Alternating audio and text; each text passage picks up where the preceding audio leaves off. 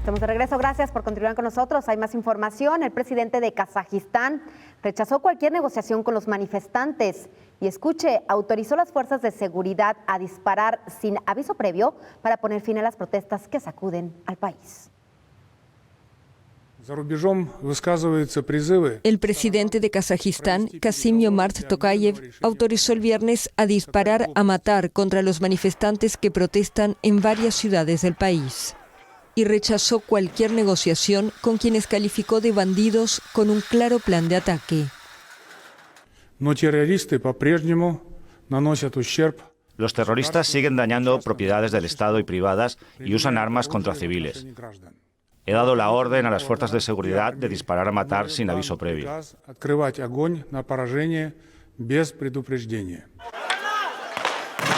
El mayor país de Asia Central ha sido escenario de una revuelta que estalló el domingo en las provincias, tras una subida del precio del gas y se extendió a otras ciudades y sobre todo a Almatý, la capital económica. Allí las manifestaciones se convirtieron en violentos y caóticos disturbios que han causado decenas de muertos y más de 1 millar de heridos, según las autoridades.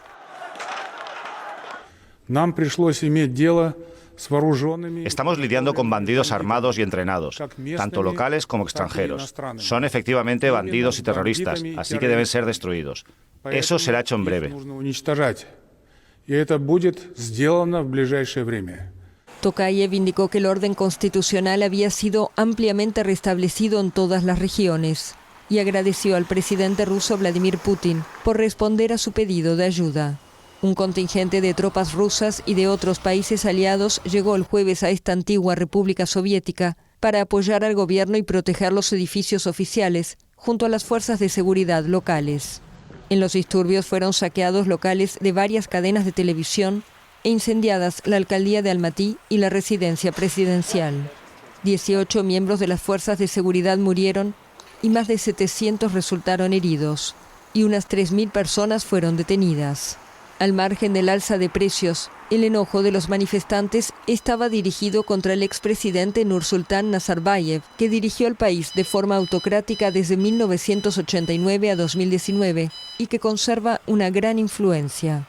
La ONU instó a todas las partes en Kazajistán a abstenerse de cualquier violencia. Para entender lo que está sucediendo en Kazajistán y sus consecuencias, le damos la bienvenida a nuestro colaborador Carlos Ramírez Powell. Carlos, ¿qué tal? Muy buenos días, bienvenido. ¿Qué manera de iniciar el primer viernes del año, un 2022, que empieza complejo? ¿Cuál es el contexto y por qué está sucediendo esto en Kazajistán? Mira, para entender lo que está pasando en Kazajstán, sobre todo en un momento en el que no hay internet en buena parte de Kazajstán y no hay fuentes fidedignas en terreno, es importante hacer un poquito de historia. Desde la ruptura de la URSS en el 89, Kazajstán ha forjado un camino propio con un líder autocrático. Efectivamente, estamos hablando de Nursultán Nazarbayev, que él inmediatamente se dedicó a una política de multivectorización de inversiones. Esto es, empezó a invitar a compañías occidentales, chinas, japonesas, también rusas, a invertir en el panorama de explotación mineral, explotación petrolera y desarrollo de infraestructura. Pero esto se hizo bajo un esquema oligárquico muy parecido al que el mismo Boris Yeltsin tuvo en esos años posteriores a la ruptura de la URSS. Esto es, generó una oligarquía, generó un núcleo de capitalistas favorecidos por el Estado muy importante y generó una especie de monopolio bancario también en manos de amigos de él. En otras palabras, los años posteriores a la URSS en Kazajstán ha habido un gran desarrollo, pero al mismo tiempo una muy desigual distribución de la riqueza. Para dar un ejemplo, en Kazajstán se produce el 40% del mineral de uranio de todo el mundo. mundo. Esta es una fuente de riqueza realmente enorme que no se ha visto reflejada en una mejora de los índices de bienestar del sector minero de los kazajos. Por otro lado, también tiene una enorme riqueza petrolera, tiene unas reservas declaradas de 40,000 millones de barriles de petróleo, que siendo una población de 20 millones de habitantes, pues efectivamente tiene a disposición para su exportación la mayor parte. También tiene enormes reservas de gas natural. Por otro lado, es el cuarto productor de plata, es uno de los principales productores de cromo, vanadio, cobre en el mundo y a final de cuentas tiene una enorme riqueza pesquera en el mar Caspio, tiene muchísimos bosques. En otras palabras, en estos 2.700.000 kilómetros de territorio donde viven 20 millones de kazajos, uno esperaría que con una mejor distribución de la riqueza tendríamos un nivel de bienestar social mucho más alto del que actualmente se tiene, que es, por supuesto, mucho más bajo que el que se tiene, por ejemplo, en Rusia. En otras palabras, hubo un gran desarrollo desordenado, favorecedor de los grandes corporativos, sin una distribución equitativa del ingreso. Entonces, cuando el presidente Tokayev manda el precio del gas licuado natural, que se usa mucho como combustible también para vehículos, de 5 a 10 pesos el litro, pues básicamente lo que hizo fue enfurecer a la población.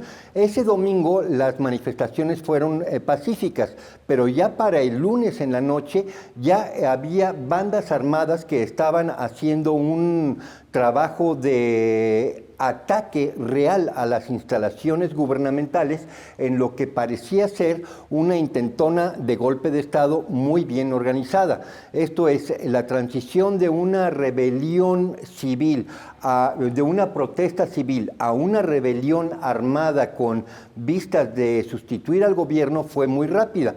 Ahora bien, los analistas de ambos bandos, cuando digo ambos bandos, estoy pensando en los que están a favor de las posturas occidentales de la OTAN, la Unión Europea y Estados Unidos, y aquellos que están a favor de Vladimir Putin y de Xi Jinping. Ambos están cruzando acusaciones mutuas de haber organizado operaciones de bandera falsa en Occidente, Maskirovka en Oriente, respecto a que el armado de los civiles se ve muy bien organizado. Esto es, que algo ya se estaba fraguando desde hacía tiempo para que generar una situación en donde se pudiera tumbar a las autoridades. Sin embargo, en este momento, afirmar que se trata de una u otra cosa es realmente muy aventurado, puesto que no hay suficientes fuentes fidedignas de información. Hay quienes también acusan a los turcos, a Erdogan, de estar organizando esta rebelión. Hay que entender que hay informaciones que varios soldados han sido decapitados por los rebeldes, lo cual también habla de la posible influencia de grupos radicales islámicos en el sureste de Kazajstán. Entonces, lo que tenemos en un principio es básicamente una situación en donde el fermento social ya estaba. Una subida de precios de gas natural en cualquier país en donde existe una sociedad autorregulada con instituciones fuertes, pues llevaría a protestas civiles y a un diálogo social distinto. Lo que sucedió en Kazajstán fue un incidente de ira popular en contra de una alza de combustibles que se convirtió rápidamente en una rebelión armada, sin que realmente en Occidente tuviéramos nosotros una visibilidad de qué era lo que estaba pasando. Sin embargo, bueno, la entrada de Rusia junto con Bielorrusia y Uzbekistán con fuerzas bajo el sistema del Tratado de la Organización de la Cooperación de Seguridad, en la cual están Rusia, Uzbekistán, Kazajstán y Bielorrusia, pues básicamente va a generar una plataforma de estabilidad inicial. En este momento todavía hay combates en Almaty, sin embargo el resto de la situación ha sido controlada militarmente. Hay que recordar que Rusia tiene su cosmódromo, el Baikonur, en Kazajstán, y digamos que la liga económico, social, política entre Kazajstán y Rusia es amplia, puesto que el origen de la población étnicamente rusa es aproximadamente el 30% de la población. Por lo tanto, lo que vamos a ver a continuación es, primero, invectivas y acusaciones mutuas entre Occidente y Oriente, entre China, Rusia, en contra de Estados Unidos, la OTAN, respecto a la desestabilización de este régimen, y vamos a tener a continuación lo que se podría llamar un periodo de estabilización, en donde el presidente Tokayev va a tener que generar una postura en donde se desliga o se liga al viejo presidente autócrata perdón con la pronunciación, con Nazarbayev. Bueno, el caso es de que en este momento en Kazajstán es importante entender que a pesar de la falta de información fidedigna, lo que sí tenemos es un distractor importante que va a descompresionar y sobre todo a generar una plataforma distinta de diálogo y discusión entre Vladimir Putin y Estados Unidos, Joe Biden, este 10 de enero. El 10 de enero es un día importante, puesto que comienzan las pláticas rumbo a una nueva situación de balance geoestratégico entre la OTAN y Rusia. Este conflicto tendrá efectos en el precio del gas y del petróleo a nivel mundial y específicamente para nuestro país, en donde iniciamos el 2022 con el aumento precisamente en los precios de las gasolinas, Carlos. No lo creo, puesto que los mercados naturales de Kazajstán en cuanto a energía, petróleo y gas natural son China, mientras que en el mercado mundial de uranio, bueno, pues tampoco se va a alterar el suministro. En este momento, lo que son las bases productivas de Kazajstán no se han alterado. Sin embargo, sí, hay que recordar que a nivel global, en este momento hay una presión muy fuerte al alza de los precios de los combustibles hidrocarburos por la simple y sencilla razón de que andamos rondando los 77 millones de barriles de producción diaria frente a una demanda potencial que rebasa en 13 millones de barriles la producción actual. Entonces, sí, están sentadas las bases para un año completo de presión al alza de combustibles hidrocarburos.